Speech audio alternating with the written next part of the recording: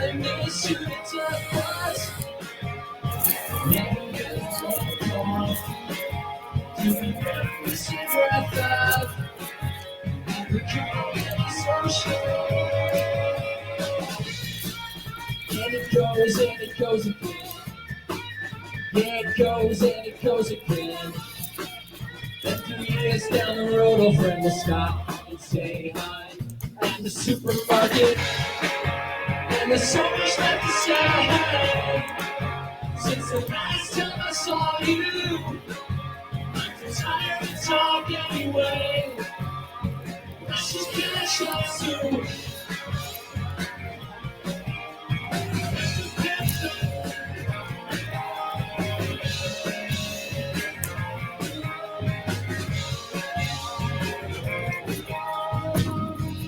Gotta have 5 before we talk.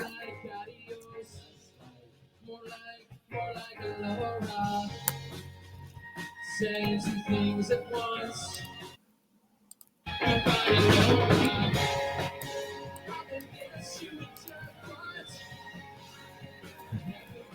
Oh, we lost one.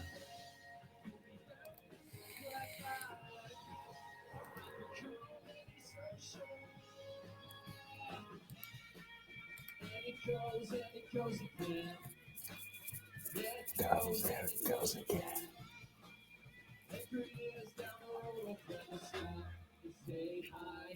At the supermarket. I will say.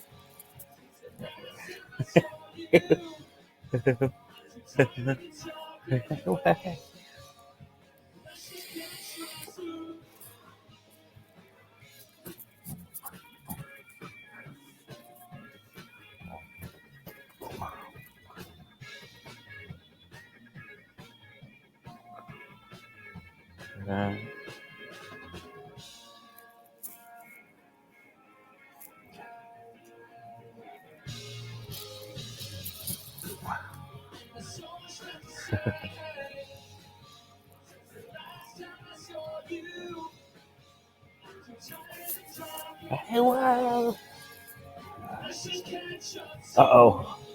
Did you lose me? Hold on. I think so. Okay, hold on just a second. Just a second.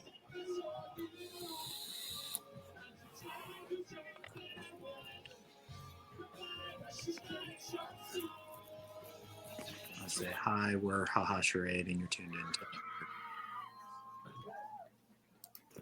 to. Am I back? Oh, here, let me look here. Yes, you are. There you are. Let's add you. You are on there. Yes, you are. What's going on?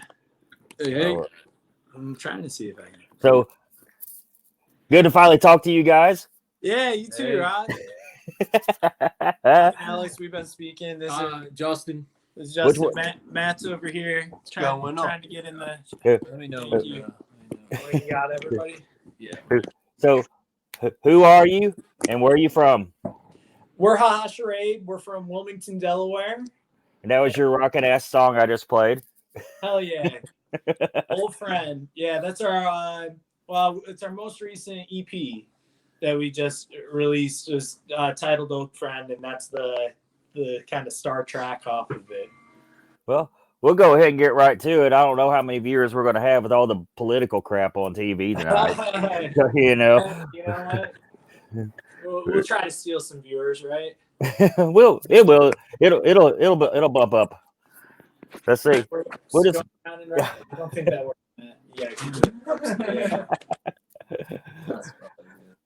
Yeah. All right. Yeah, we're in. We're all in. How did you guys come together? So we were actually we were a cover band for about 5 years. Just kind of randomly met together and everything. Like just through friends. Brendan's our drummer. He's on his way now. He was kind of like the founder of the whole group. And after a few years of doing like the whole like cover circuit and everything, we decided we were writing music the whole time. So we decided just to take the plunge into our original music. And, you know, it was, we kind of call it our internship, you know, the apprenticeship. The apprenticeship. That's what Matt calls it. So, yeah. So that's kind of how we got together, and we've been doing the whole original thing for like a little over 2 years now. How many songs are on the EP? EP's got 4 songs. We also had a full album that dropped back in January, so just about a year ago from almost today, actually. So yeah, been a year since our first album. We got another album on the way for projected release for March, so it's pretty exciting. Well, when you get ready to drop it, we'll have another interview if you guys want to. That's what I'm trying to do. Hell yeah, I love it. Let's do it. Okay. What are you smoking on over there? Huh? What are you I'm smoking on vaping. I'm vaping. My man. I gave the cigarettes up a year and a half ago, man. After 30 years. Nice. Good for you. That's great. I suck on this thing like a pacifier too, man. That's what Right. I do, man. Didn't really give it up. What do you describe your music that you create? I've listed you as an indie rock band. When I guess I labeled you as like an indie rock band when I talk to people, and I don't know. I hope that's not an insult. No, not at all. That's kind of what we would consider ourselves. This is actually like a topic of much discussion with us because we kind of float in between genres a little bit. So I think indie rock is the most like appropriate way to describe us, but that's the catch-all. But our true genre is beach music. Beach music, I don't know. Psychedelic surf reggae. We dabble in everything. Rock. Yeah, it's kind of like we take a lot new of wave. genres. I don't know. Yeah, we like sounds and then we try to mix them and make them our own. Yeah. So if anybody's watching and you've heard us, drop a comment. Let us know. What genre are we? What the fuck are we? Okay. Well, and you guys have toured already? Not really, just the East Coast. Yep, yeah.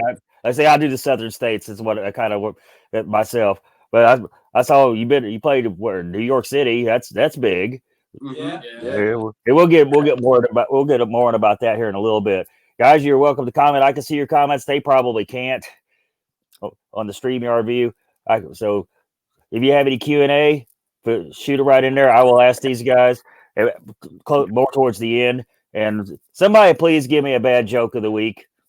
I really want that segment to be popular or I don't want to keep doing it all myself. So who inspired you to make music as a whole, I guess, or as an individual? You got the floor. I mean, as a whole, I mean, we're all like, we're friends. We all have similar tastes in music and, enough differing genres to make it interesting. But, we were always really like great at jamming and having a good time with like making things our own. So I think that kind of helped us out. For me personally, like my grandparents really pushed me to be into music, always playing around on a piano or a harmonica or, this, that, or the other. So. Yeah, for me, my brother was in an original band when I was growing up. So I always thought that was cool and I wanted to play music. And then my mom really pushed me into doing the school band and doing marching band as when I went to high school. I was like, I don't want to do that crap. And then she pushed me into it. I'm like, happy she did. So you actually know how to read music and I don't. No, I don't either. I can read. None of us rhythm. really. You know how to keep time. We can figure any song out within a minute. You can hear it. Yeah, we're all kind of like play by ear guys. Like a lot of us kind of taught ourselves a lot, and I mean, like I can read music, but I don't like. I can't like fluently like sight read or anything. No, it takes me hours. I can read it, but it doesn't go. Right. Yeah. I'm like if you want me to know what's that note, I can say what note it is. But yeah. Pretty good boy deserves fudge. Yeah, face. Face. Yeah, right. You guys see me look over here. It's just because my iPad's over here. That's where the questions are. I'm not looking away. I hope you can see us in your screen. Yeah. Pretty far back. No, yeah, I can see you guys. Yeah, it looks good. Looks good. Let's see. Where was I? Do you have a creative process, or does it just happen like kind of does for me? Or Every song's different, I would say. The creative process is usually start with a chord progression and a melody, and then develop it from there. Whether that ends up being the verse or the chorus, it'll usually end up being one of those two. Or it just happens in 5 minutes to 10 minutes. And those are the songs that end up being, I think, the better songs because they just flow out. It's almost like the song's intuitive. You know where it's going to go because the song's telling you where it's going to go. You don't have to put too much thought into it. And that goes back to not really reading music or no music theory. We kind of just throw together what we think sounds cool, which is why our music is kind of genreless. Let's see. Is there anybody you'd like to collaborate with? Ooh. Oh, well, yeah, definitely. I mean, Sights High, like we all love like Portugal Man does collaborations a lot. That would be the coolest thing ever. Portugal, holler at us. We're here for you. Arctic Monkeys. They'd be awesome. Yeah, I like them. Like all over the place. Yeah. Any of who I would consider like my musical heroes, I just like love to work with someday. If I could get Rick Davies and Roger Hodgson to come together for a Supertramp reunion, that'd be awesome. Supertramp. I love it, man. I like Supertramp. I mean, you're talking. I had that vinyl when I was a kid, man. The Breakfast in America. I had that vinyl. I have Breakfast in America, Crime of the Century. I have even in the quietest moments too, but I really just like Baba G off that album. Right. Well, here's one of my favorite questions. Right here. What is your favorite show that you played, and why? Ooh, that's gotta be Arlene. Arlene. Gotta be Arlene. I'm actually repping their stuff right now. So, Arlene's Grocery, New York City, like Lower East Side, Manhattan. We played back in February. It was our last like real show. Mm-hmm. We played a couple kind of like virtual shows and like local things since then. But before the whole pandemic hit, it was like one of the best nights. We got it just in time. We played February 22nd, and so it was right before everything shut down. New York's a different animal. It is. It's live. It's energetic. There's people. They're there for music, like rock music. The Strokes got their start on that stage, which was cool. You know, playing a legacy stage like that. Yeah, Arlene's Grocery, New York City, Lower East Side. Check them out. Save our stages. Yeah, save them. If go to their website and stuff because I know they're kind of struggling right now, and that's such a cool venue. So if you guys want merch or something, I'm gonna shamelessly plug that. No problem. Plug away, man. Yeah. Here's the counter question. What is your worst show you played? There's way more of those. Funny you should ask. Definitely hard to narrow down. You guys know which one where we all left pissed off. Yeah, we had that like long talk. Was that it? We got too drunk one show. Oh, we got hammered. Well, that's right, because we kept getting pushed back. In our defense, we were supposed to play at 7, and we didn't end up playing until 10. So 3 hours of sitting around and doing nothing but being able to drink turned out to be not a great decision. Right before we were going to play music, we were all off time. So many mistakes. Yeah, it was brutal. It was bad. It was embarrassing. It was a bad show. Yeah. Luckily, there were only like 10 people there, so it wasn't like. That was more than that. Yeah. Okay, Matt. I remember 10. Yeah. A lot of people saw us fuck up. Are we allowed to cuss on this? I'm not even sure. Yeah. Hell yeah. I don't give a shit. Let me do something real quick. Something I forgot to do. I forgot to share this on my personal page, which would get us a lot more views. Let's see. You can always share it later, right? Yeah, I can. And we'll be sure to share it too. There is something about the live. I know, man. So, you said this is your second podcast? This is my second one. Yes. Cool. Yeah. Hell yeah, brother. The first one just dropped about 30 minutes ago on Spotify. You'll be on Spotify next week. Nice. Next one, I'm gonna try to do it every Wednesday. I'm gonna try to get a little bit ahead too. But anyway, enough about me because this show's not about me. It's about you guys. Do you prefer the studio or the stage? Studio for me. Really? Yeah. We're split. Our drummer too, I can speak for him too. Stage. We both He's a are. stage We're boy. stage guys. I'm a total ham, so I like to, dance it up on stage and get people into it. And, Yeah. there's I nothing like like that. We like to record. I and love recording, write writing, creating. Yeah. I like the stage, but I don't know. I prefer the studio. I like both, but yeah, I like the creative process the most. That's the fun part for me. They're What's both fun. You can't have one without the other. You can't get a rush like being on stage, especially at like a good show when you play well, and a lot of that has to do with being prepared and rehearsing the right way and everything. And when everything clicks, there's like it just gives you the biggest confidence and energy boost like you could ever have. And when you're writing an upbeat song, you're like, oh, this is gonna sound fun to play. Like we're gonna go hard on this on stage. Like, yeah, it sets the tone.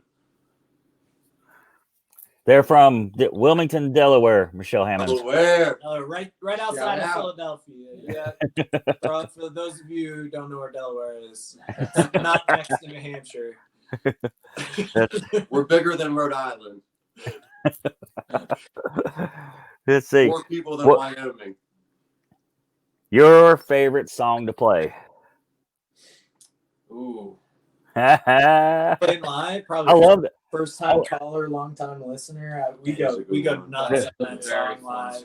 That's a great song too. I like that song too. Reversal too. That's Reversal. See all these fast beats. Yeah.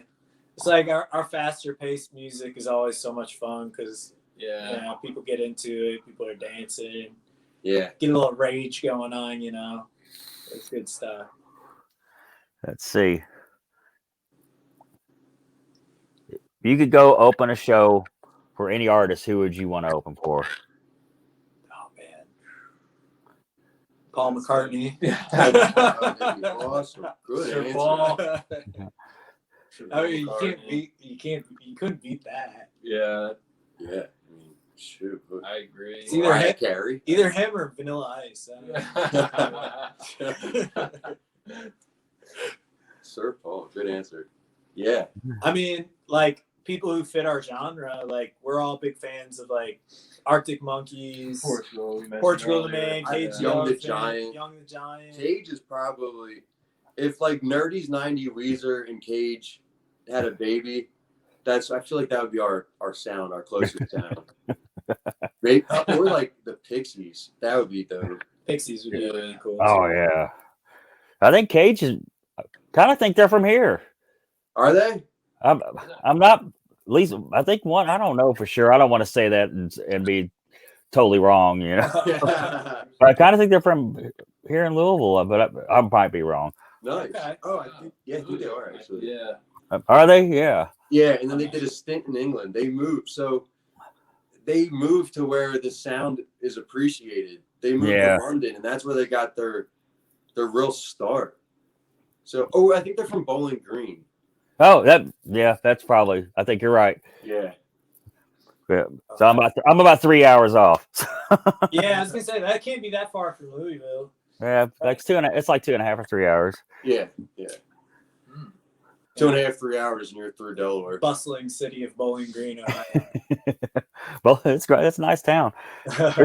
There's caves down there and stuff. They're really cool. That's there you go. What is the most useless talent you have? Other than playing music. What's the Oh, that's tough. That is a tough one. Matt can throw back rum and cokes like it's nobody's business. That's a useful talent. That's very useful. Tolerance is a useful thing.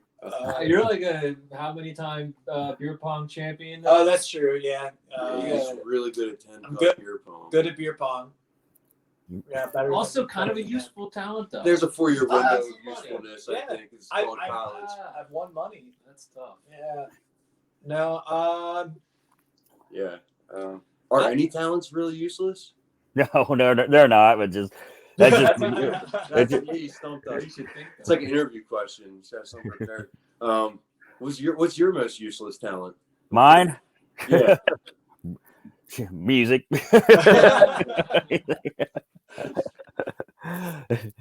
No, he saw the meme the other day. It's like I saw a meme the other day. It said something like I counted the money.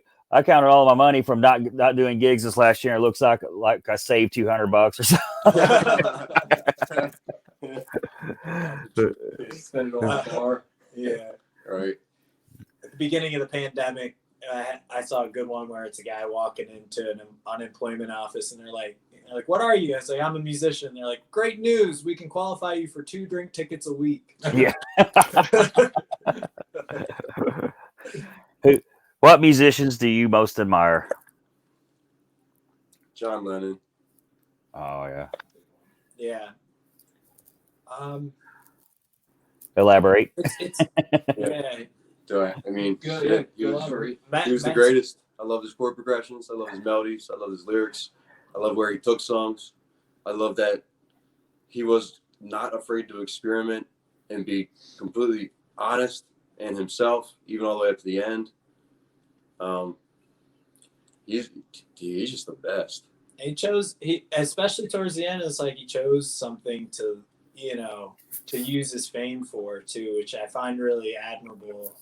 And you don't see that with a lot of artists where they get to a point where they have the world stage and then they make statements like his like whole like the bed in and stuff and putting peace on Times Square. Mm-hmm. It's I mean, he made Apple just to have a creative space for artists to come to. They didn't make money off of that. That siphoned money from them. But he just wanted a place for that. And even there's a documentary where this crazy guy, American guy, from right after, I guess, Vietnam, comes to his house. And he's like kind of a recluse at this point of his life. He's living in his manor, English countryside. And he meets him. And he's got this guy's this weird look in his eye. Like you could tell he's kind of crazy. And he's expecting John to be some prophet, I guess, something more than just a regular human. And John looks at him and he's like, I'm just a guy. I don't know. I'm just like you, man. And then he goes, are you hungry? You want some tea? Do you want to come in? And he invites this guy into his home. And I just thought that was so cool. Like here this guy is the epitome of music, of his craft. He's the most talented guy, or at least seen as. And he's saying, hey, I'm just a guy. Come on in. You need some tea? It's just, he was a modest, I don't know. Everything about him was just cool. Yeah. Anyway. What's the best musical advice you've ever been given?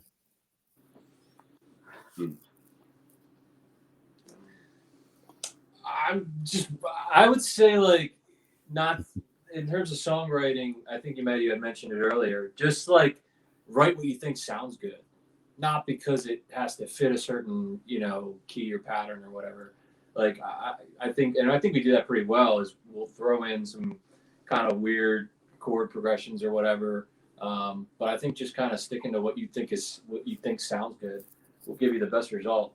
Yeah, and lately, there's a Quincy Jones documentary where he's in the studio and he's like, leave enough room for the Lord to walk through, meaning don't overdo every instrument so there's enough space in a song to let something new come in, whether that be like a synth or like a little quick guitar or a vocal or something, even if it's like a nice like little bass extenuation.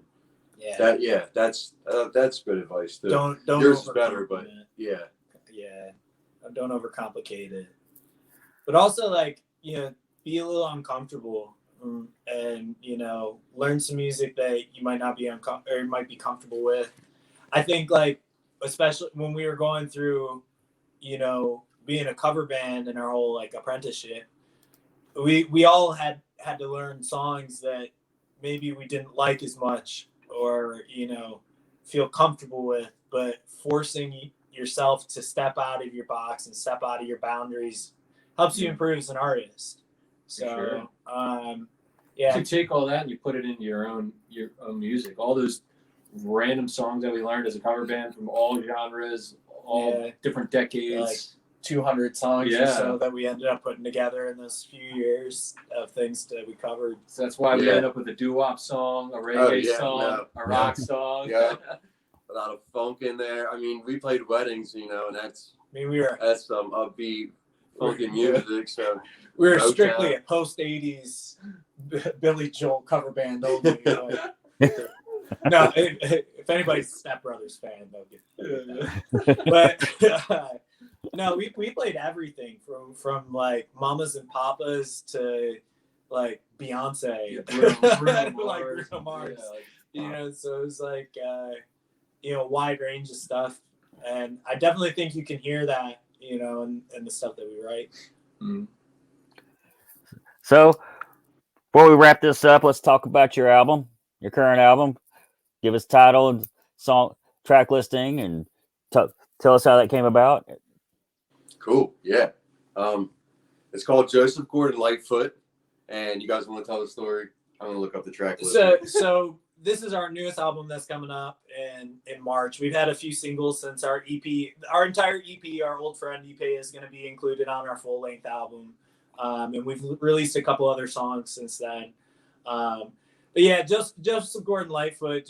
We were just being silly one night, and our drummer was telling us a story about this guy from World War I or II or something, or maybe both even, how he saved some ships, and he was in, I guess it had to be World War I, because he was involved in the Titanic and all this stuff, and he was like, this guy's name is Gordon Lightfoot.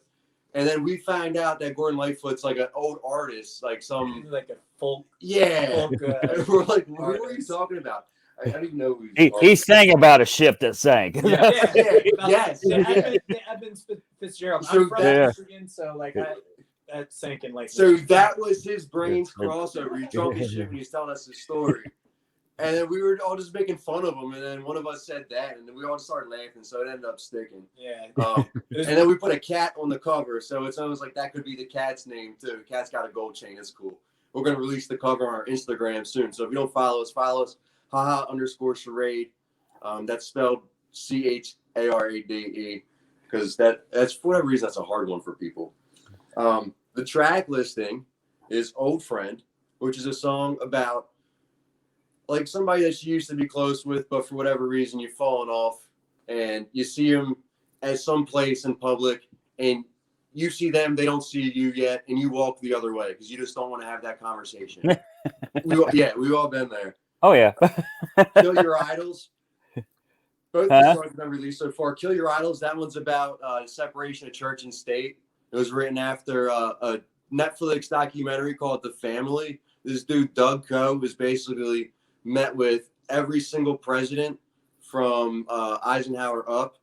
Like, does that even make sense chronologically? I don't know. He's met with a lot of presidents, and it's interesting how much power is concentrated with this one guy who is clearly a wolf in sheep's clothing. That's what that song's about.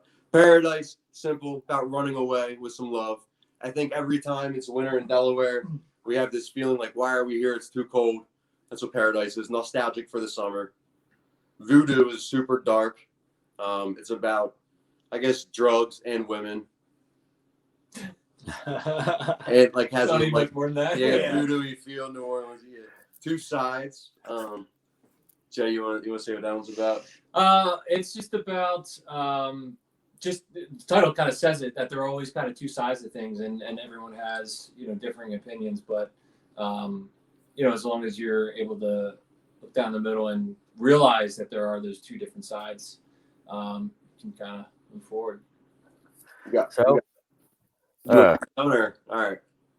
So what do you have? Are you on Bandcamp or just?